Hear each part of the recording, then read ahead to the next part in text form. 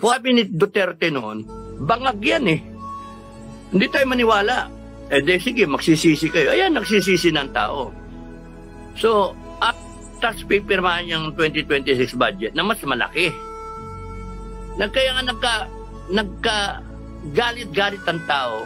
Kasi nga yung mga insertion na yan, yung mga ghost project na yan, flood control, at marami pang lalabas na hindi alam, na hindi pa na marami na nga eh. Bakit? Mapapahiya? Hindi nyo iniisip yung paano kung totoo? Hindi nyo ba iniisip yun? Mga kababayan, paano? Paano kung nyari kayo? Tama ba tatanggapin natin ang isang presidente natin na binoto on the premise nga na nagpa-drug test siya pero sa private na na hospital sa St. Luke's, hindi sa accredited ng COMELEC, hindi sa PIDEA, hindi sa nagkaroon siya ng sarili niyang result at pinakita na tayo dahil sa baliw na baliw tayo sa mga campaign promise ni BBM, okay na yun, basta meron siya pinakita. Nasasabi ni Duterte noon, bangag yan eh. Hindi tayo maniwala.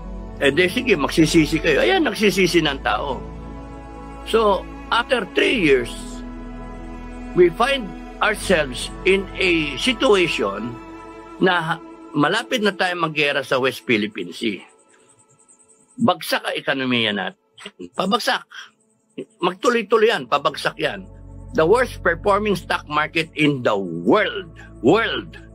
The worst performing. 40% ng foreign direct investment umalis. Nawala. Saan pa pupunta yung natin? Tapos yung budget na 2025, unconstitutional question mark. Hanggang ngayon hindi pa na-decision na decided upon ng Supreme Court. Tapos pipirmahan yung 2026 budget na mas malaki.